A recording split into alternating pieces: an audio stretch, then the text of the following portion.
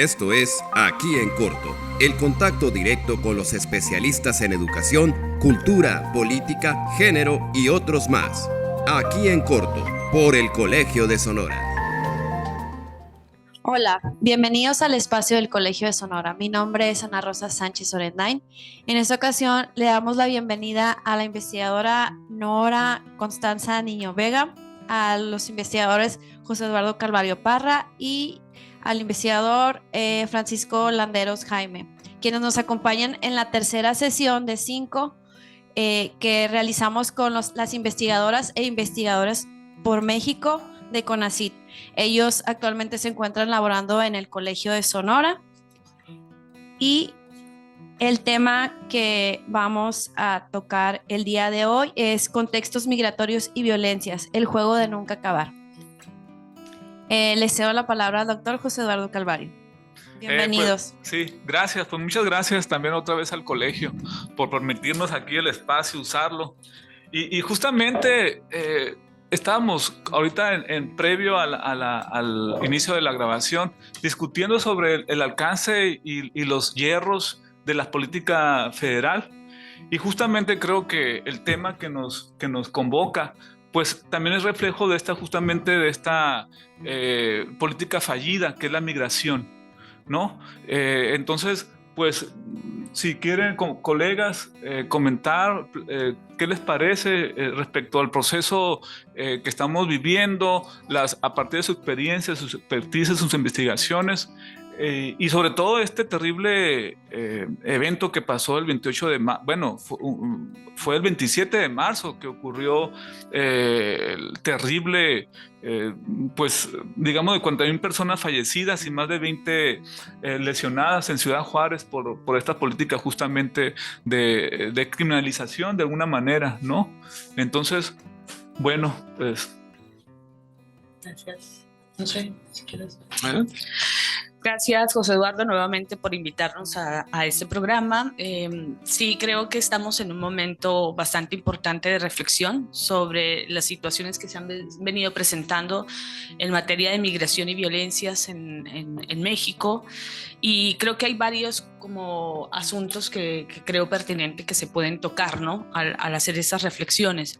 Y uno es toda la lógica de la verticalización de la frontera estadounidense, que no solo corresponde a México, que no solo le ha correspondido ese papel a México, sino que finalmente se ha extendido a toda la América Latina, y es lo que se ha observado en los últimos años frente a cómo se han comportado los gobiernos, por supuesto particularmente México, porque es la frontera inmediata de Estados Unidos, pero que se ha extendido a los países centroamericanos y también suramericanos.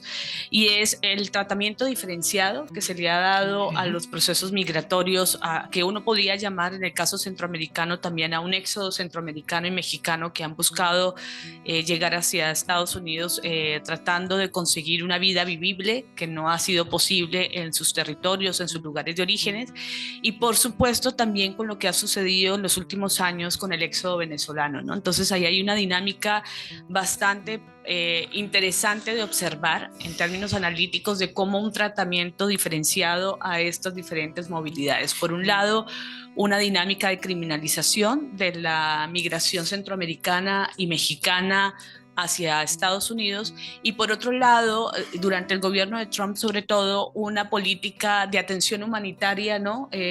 Para la población venezolana, en la que siempre hubo una invitación por parte de los Estados Unidos a que los gobiernos suramericanos fueran muy amplios y solidarios con lo que estaba sucediendo con la población venezolana que estaba huyendo de su país.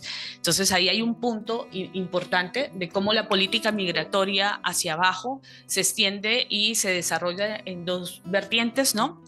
Sí, y diciendo esto también de que lo humanitario tiene su agenda política, ¿no? Y que los países desarrollan el tema de lo humanitario también con unas agendas políticas que en este caso yo diría intentaban disuadir la migración venezolana a través de esta lógica de la atención, la solidaridad y la hospitalidad en los países suramericanos, pero que una vez cambia a todo este nuevo movimiento de poblaciones y familias, de personas y de familias venezolanas que están llegando también a la frontera norte a buscar asilo político en Estados Unidos, pues la lógica también cambia y la posición del gobierno estadounidense cambia frente a esta población, y entonces esas son las últimas formas, ¿no?, en las que se ha sostenido, se ha detenido a la población en la frontera norte, y ya no se habla de esta política, ¿no?, tan humanitaria y tan de hospitalidad como se venía dando.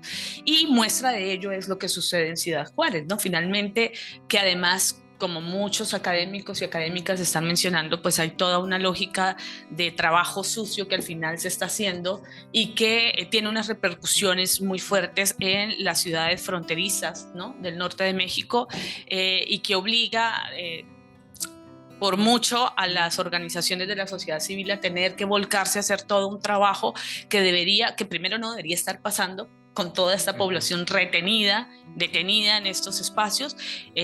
Amarela Varela les llama ciudades tapón, ¿no?, que finalmente lo que hacen es taponar, contener a la población, y creo que ahí pues al final termina obligando a la sociedad civil a tener que dar unas respuestas que el mismo Estado está produciendo a través de estas lógicas, ¿no?, de contención, de detención de la migración. Entonces me parece que ese es un primer punto para abordar todo este tema de la migración.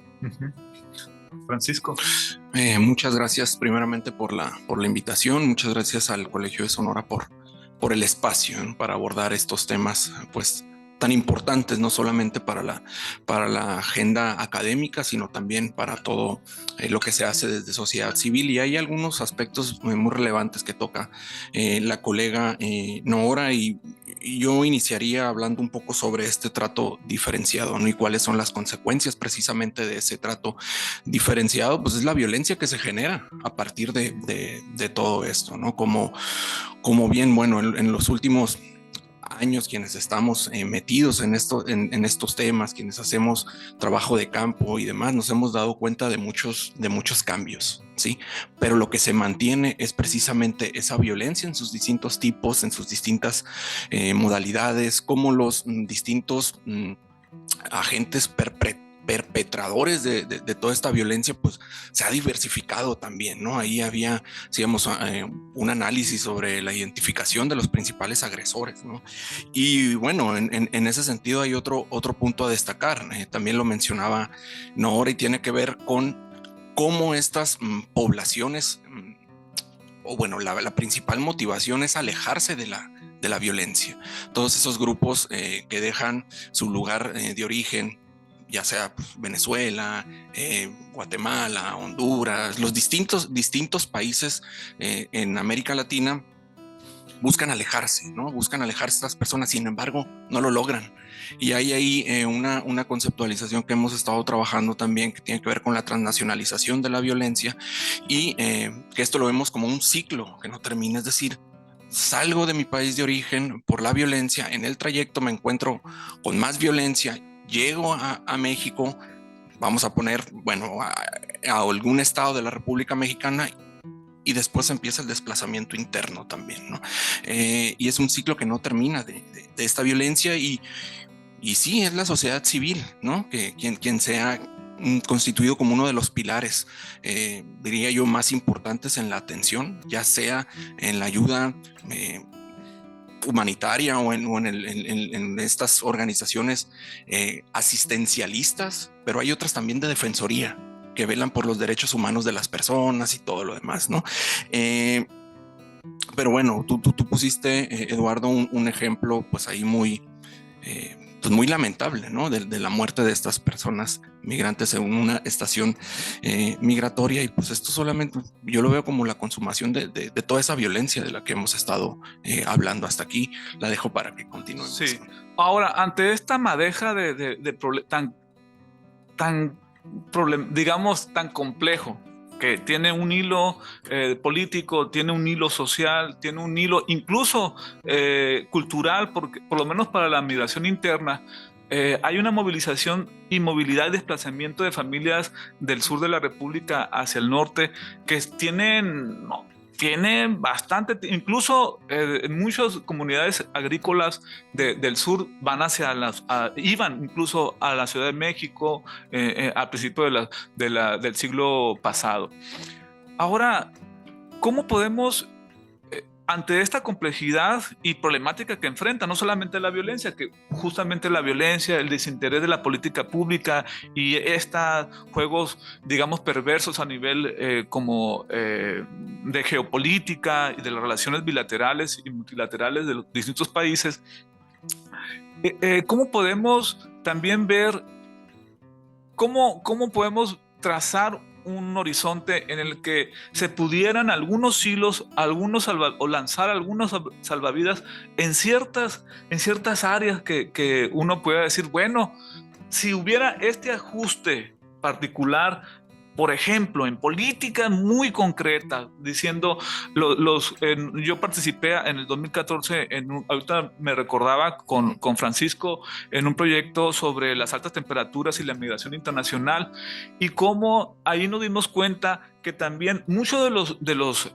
migrantes que se quedan a trabajar en la franja, ¿no?, sufren, aparte de todo su, digamos, todo el proceso migratorio en el que pasan N tragedias y N situaciones complicadas, también en este andar y de llevar a cabo distintas estrategias de sobrevivencia, como el de conseguir trabajo, ¿no? Y que no tener que a uno les piden algún papel de identificación y que no lo tienen. En fin, y cómo ahí se pudiera, por ejemplo, ¿no?, ciertos mecanismos específicos para tener una seguridad laboral momentánea, temporal, lo que tú quieras, ¿no?, por ejemplo. Entonces, ¿cómo tirar salvavidas o pintar como un horizonte que se pudiera salir avante en alguno de los problemas, si bien como es un problema estructural, no vamos a decir, o a menos que ustedes estuvieran de acuerdo, de decir de que se va a solucionar el asunto de la migración, que en sentido no sé si estén de acuerdo, pero en general yo considero que la migración no es el problema. O sea, la movilización, pero incluso hay un derecho, se considera como parte del derecho humano a la movilización humana, ¿no? Pero bueno, ahí como se los lanzo en esta idea. La pregunta del millón, José Eduardo. Ajá, sí. Bueno, primero sí, o sea, creo que partiendo como de una postura bastante radical y en términos de derechos, sí está el derecho humano a migrar, y así como los capitales se mueven, las mercancías se mueven con todas las facilidades que los gobiernos dan a través de sus tratados, pues lo ideal sería que las personas también nos pudiéramos mover sin tantas dificultades, ¿no?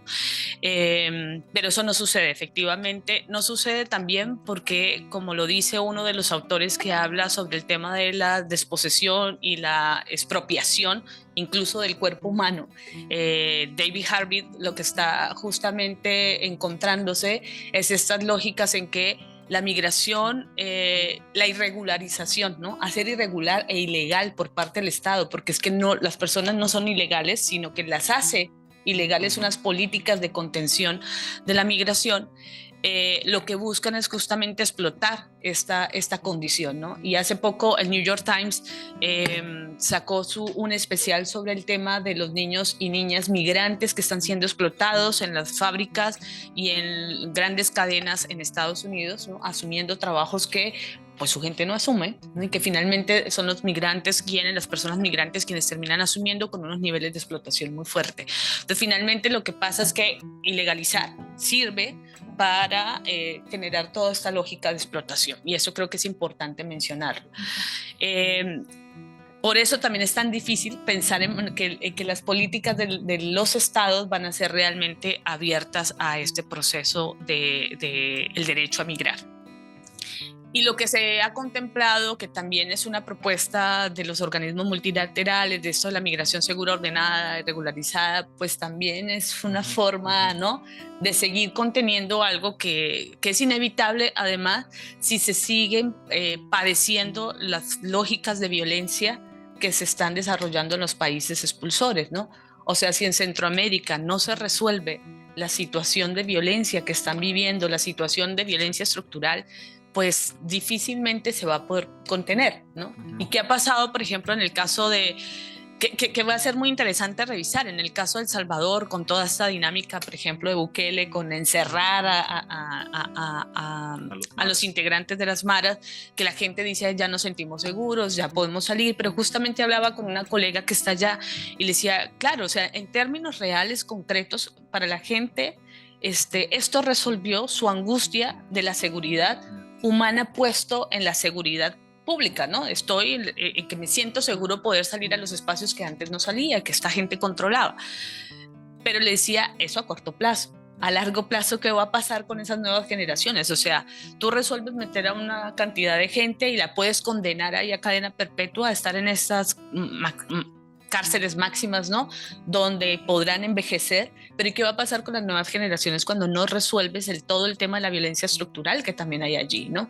Y si no se vuelve ese ciclo, ¿no? De la violencia, finalmente, la violencia criminal le resuelve a las familias pobres las exclusiones de las que han sido parte todo el tiempo. Entonces creo que pues es muy difícil. Yo sé que tú lo pones en esta lógica de salvavidas, pero realmente tal vez mi compañero pueda decir algo más. Soy tal vez un poco más pesimista. Sin embargo, para los que estudian desde la postura crítica de las migraciones, el mismo hecho de que la gente haya resuelto migrar de la manera en que está migrando ahora en caravanas ha sido una forma de resistencia frente a las lógicas de violencia que hay en los territorios, ¿no? En la actualidad, el migrar en caravana acompañado, hacerse visible, ha sido una estrategia de supervivencia, incluso al mismo proceso violento de la migración, lo que ha significado ese tránsito, y eso no está viniendo de los estados, está viniendo de la misma gente que se está organizando. O sea, finalmente el movimiento de los migrantes como un movimiento y como una lucha social por su derecho a migrar, segura, ¿no? No regularizada, porque no está siendo regularizada por los estados, pero por lo menos de manera segura. Y les ha tocado a ellos y a ellas buscar esas formas de cómo protegerse ante esa situación. Y yo creo que otro elemento importante es cómo aprendemos de lo que las organizaciones sociales han venido haciendo, y de eso nos podrá hablar más Francisco, lo que las organizaciones sociales han tenido que hacer, han venido haciendo históricamente, que es hacer el papel que le correspondería al Estado y hacer y aprender junto con ellas cómo poder atender de manera digna a estas poblaciones, ¿no?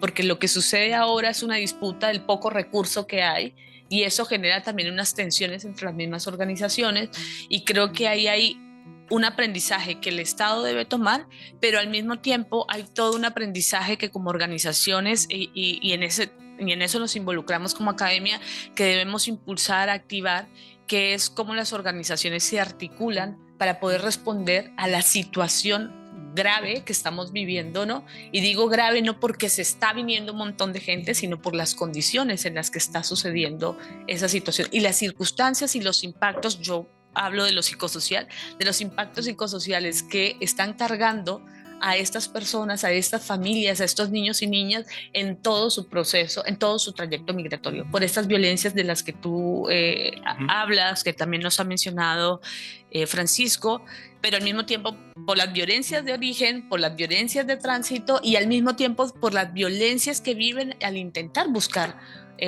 cruzar y tener una mejor vida. Porque lo que ha sucedido, por ejemplo, con la aplicación que se está dando por parte de Estados Unidos de ¿quieres asilo? Tienes que hacer esto con esta aplicación. O sea, registramos a familias que están desde las 2 de la mañana, ¿no? Con insomnio, tratando de hacer todo el proceso que le pide el gobierno de Estados Unidos para poder ingresar a solicitar asilo, ¿no? Y que a las 7 de la mañana, cuando no lo logran, ahí te cargan con toda una frustración durante el día y otra vez el ciclo a las 2 de la mañana para volver a hacer ese proceso. Eso tiene unos efectos muy fuertes en la incertidumbre, en el estrés, en los temas de insomnio, en las formas en que yo me relaciono con el otro, en la desesperanza. O sea, hay un montón de cuestiones que están produciendo sobre la vida de estas personas y dejándole además la responsabilidad, porque eres tú por no tener un aparato tecnológico que tenga la calidad para hacer el proceso de registro, eres tú porque no sabes manejar la tecnología, eres tú porque eres muy de malas y no lo lograste, ¿no? Entonces, finalmente las personas están siendo condenadas, castigadas emocionalmente también a asumir que es su responsabilidad todo lo que está sucediendo de no poder cruzar. Ujú. No creo que te haya respondido, pero No, y que- muy buen panorama. que ahí tiene mucho que ver también, pues el tiempo, ¿no? Con esto último que tú mencionabas, ya decía Bourdieu, también Aullero para el caso argentino y el acceso a servicios públicos, el tiempo como un recurso para dominar a las personas, a las poblaciones, ¿no? Ahí, yendo a tu pregunta, yo también soy un poco pesimista, ¿no? Ya lo decía Bauman también en alguno de sus libros, la migración no va a parar, al contrario, va a aumentar. ¿Por qué? Por las brechas que existen entre los países pobres y los países ricos. Pero bueno, no solamente lo podemos ver a partir del capital económico, tenemos que ver la migración desde distintas categorías temáticas, lo podemos analizar también desde distintas variables y no nos podemos quedar solamente con la cuestión económica, como lo mencionaba el autor para el caso europeo, ¿no? Te decía, soy pesimista y yo tengo mucha confianza en las organizaciones de la sociedad civil en cuanto a la ayuda que están brindando, ¿no? En lo que hemos estado trabajando durante el último año y medio, ¿no? Se ha visto también un avance en cuanto al trabajo, ¿no? Y bueno, contabilizadas al menos por ahí, que se haya tenido contacto alrededor de al menos 25 organizaciones, grupos de personas que están trabajando en la atención al migrante, y ya no solamente esto se concentra en las ciudades fronterizas, sino también aquí en Hermosillo, en Ciudad Obregón, hay organizaciones que están trabajando en ese sentido con las personas pues que están esperando su oportunidad para poder pues bueno, no solamente vamos a mencionarlo, ingresar a los Estados Unidos, sino están esperando su oportunidad de ser libres en otros sentidos. ¿En qué sentido? ¿A qué me refiero con esto? Ser libres de la violencia. Soy muy enfático en esto. ¿Por qué? Porque pues también nos hemos dado cuenta de todas estas afectaciones a la salud mental, el estrés, la ansiedad, el estrés postraumático, distintos tipos de afectaciones que derivan, no sé, en trastornos alimenticios, en insomnio, como ya lo mencionaba Nora también. Son distintos problemas que nosotros podemos encontrar en todo esto, ¿no? Y lo que se puede hacer, o bueno, al menos desde mi perspectiva, habemos muchos investigadores que ya estamos trabajando de la mano con esas organizaciones, ¿no? Aportar desde la academia elementos que permitan pues mejorar las rutas de trabajo.